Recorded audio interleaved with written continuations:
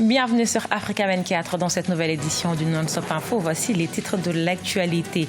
Conflit autour du triangle de Halaïb entre le Soudan et l'Égypte. Le président soudanais Omar el-Béchir menace de porter devant les Nations Unies ce contentieux territorial avec son voisin égyptien. En Algérie, la production d'huile d'olive est touchée par les coûts élevés de la main-d'œuvre et le manque de pluie, conséquence notamment dans la région de Béjaïa où les agriculteurs sont confrontés à la concurrence. Et l'innovation technologique en pleine évolution sur le continent africain. Focus dans ce journal sur un jeune inventeur togolais concepteur d'une machine à torréfier les céréales. Mais tout d'abord, Malabo ne sera plus la capitale de la Guinée équatoriale. Le gouvernement a décidé de déplacer son siège sur la côte et c'est la ville de Djibloro en construction dans la forêt tropicale qui deviendra la nouvelle capitale administrative du pays. Le président Théodore Ebiangema Mbasogo justifie ce choix comme l'une des villes qu'il voulait développer en utilisant la richesse pétrolière. Le temps se durcit entre Khartoum et le Caire à propos d'un vieux contentieux territorial sur le triangle de Halaïb, situé au bord de la mer Rouge et administré par l'Égypte. Le président soudanais Omar el-Béchir a menacé de porter l'affaire devant les Nations Unies et il a par ailleurs accusé son voisin de soutenir des opposants soudanais. Mélina Bokassa. Le Soudan hausse le ton avec l'Égypte. Le président soudanais Omar el-Béchir menace de porter devant l'ONU le contentieux territorial avec l'Égypte sur le triangle de Halaïb, une région frontalière revendiquée par le Soudan et actuellement administrée par l'Égypte. Halaïb est soudanais et nous ne ferons pas de concessions. Khartoum portera l'affaire devant le Conseil de sécurité de l'ONU si l'Égypte refuse un règlement par la négociation. Ce territoire de 20 000 km² bordé par la mer Rouge était contrôlé conjointement par le Soudan et l'Égypte jusqu'en 1992. C'est à ce moment que Khartoum a en effet accordé des droits à une compagnie pétrolière étrangère. L'armée égyptienne a alors envahi le territoire, forçant les Soudanais à partir. Il y a aussi le fait que Khartoum se rapprochait beaucoup en ce moment de l'Arabie Saoudite et il a un soutien de tous les pays du Golfe, donc ils se sont un petit peu en mesure de réclamer haut et fort, encore taper sur la table par rapport à l'Égypte. Les relations aussi entre les deux pays en réalité sont envenimées par rapport à la question de l'eau. C'est pour la première fois que Khartoum ne se tient plus le Caire par rapport à la question de répartition de eau du Nil. Donc tout ça, ça fait que Khartoum, il veut encore mettre la pression sur l'Égypte par rapport à cette question de Halaïb. C'est-à-dire Al-Béchir se sent plus que jamais, j'allais dire, à l'aise pour revendiquer le territoire de Halaïb. Le président soudanais a toutefois affirmé entretenir d'excellentes relations avec le président égyptien Abdel Fattah al-Sisi, mais pas avec son régime qu'il accuse d'accueillir des opposants soudanais. Il a par ailleurs affirmé que le Soudan ne donnait pas l'asile à des dirigeants égyptiens de la confrérie des frères musulmans, ennemi juré du président Abdel Fattah al-Sisi. L'opposant congolais Moïse Katumbi promet de rentrer en République démocratique du Congo avec la dépouille d'Etienne Tshisekedi. Malgré les poursuites judiciaires qui pèsent contre lui, il l'a annoncé ce jeudi 9 février à Bruxelles lors d'une messe organisée en l'honneur de l'opposant historique. Pendant ce temps, le rassemblement de l'opposition exige la nomination d'un nouveau Premier ministre issu des rangs du rassemblement avant l'organisation de ses funérailles par le gouvernement.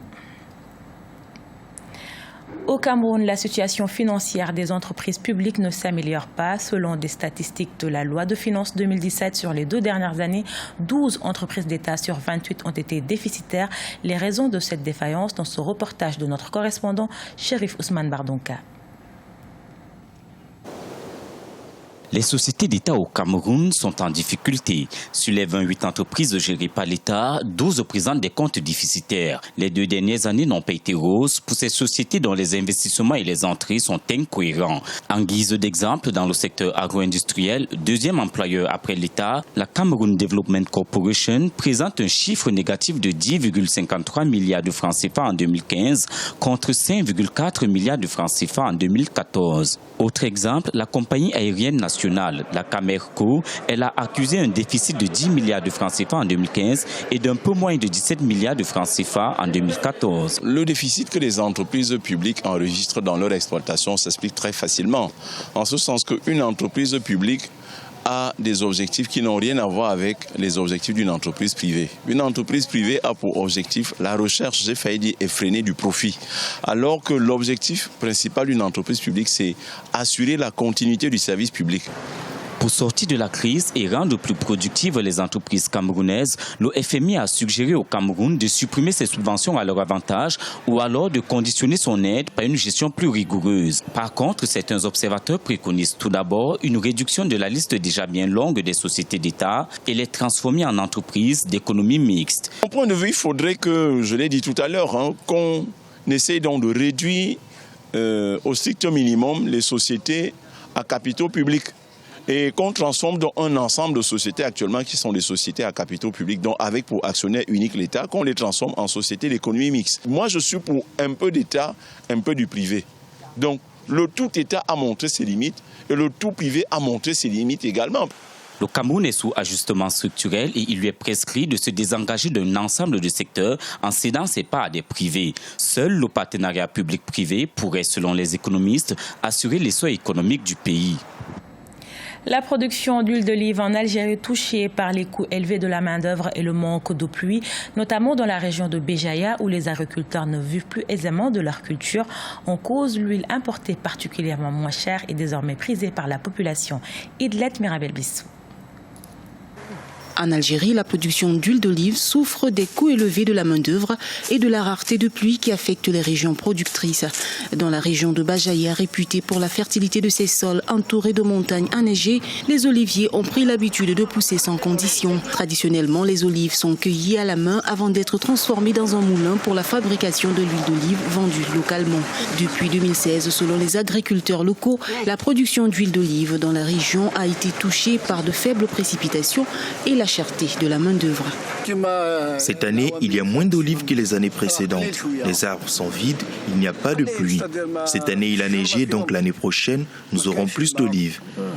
La baisse de la production de pétrole est en partie responsable de la hausse du prix de l'huile d'olive locale devenue populaire grâce à l'expertise nationale.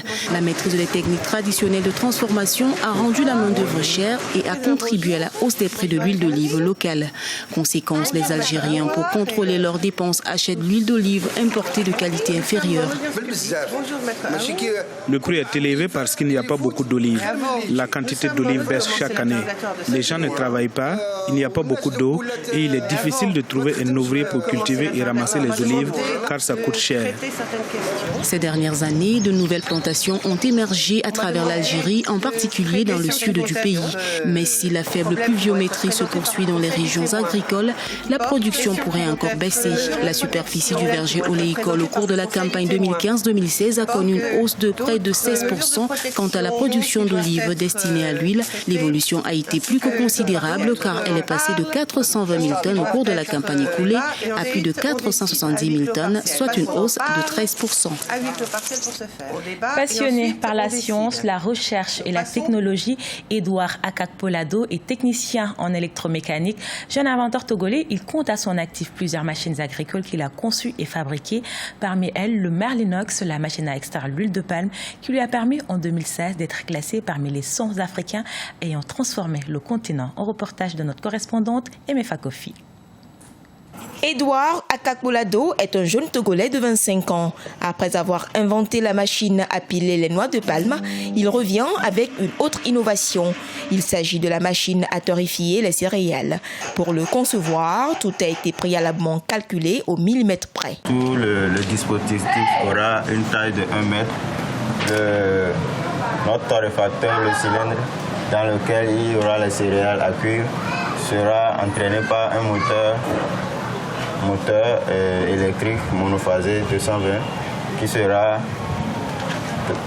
couplé au cylindre torréfacteur avec des dentelles. C'est dans cet atelier que la machine à torréfier est conçue. Elle coûte entre 200 000 et 300 000 francs CFA. Aidé par le chef atelier, Edouard Akakpolado, dit Max Ben, ne finit pas de surprendre son collaborateur. Je l'ai connu dans un garage. Donc il amène les petits trucs, c'est les tout premiers moteurs qu'il a fait là. C'est de là que je l'ai connu. Donc quand il vient le garage avec les machines, il donne ça au peintre pour peinturer. Quand il dit ce qu'il a Bon, tu vois, mais il a raconté ça où? Bien, il a trouvé ça où? Donc c'est de là que je l'aborde. Bon, et si jamais les idées, je l'aide beaucoup en fabrication. Les productions de Max Ben sont encore à l'étape artisanale. À peine 10 machines agricoles fabriquées depuis 2014. Le jeune Togolais fait face aux difficultés financières, mais les ambitions restent grandes. Ma vision d'avenir, c'est de pouvoir implanter une unité de production industrielle et produire 100 machines par mois de façon industrielle. Donc je veux vivre de ces créativités, de ces travaux de conception en machine. Edouard Akakbolado est le plus jeune Togolais parmi les 100 Africains qui ont transformé le continent en 2016, selon Financial Afrique. Il milite pour la liberté technologique en Afrique. Ce journal a été réalisé par l'ensemble de la rédaction. Nous vous remercions pour votre fidélité. Dans un instant, une nouvelle édition de l'actualité sur Africa 24.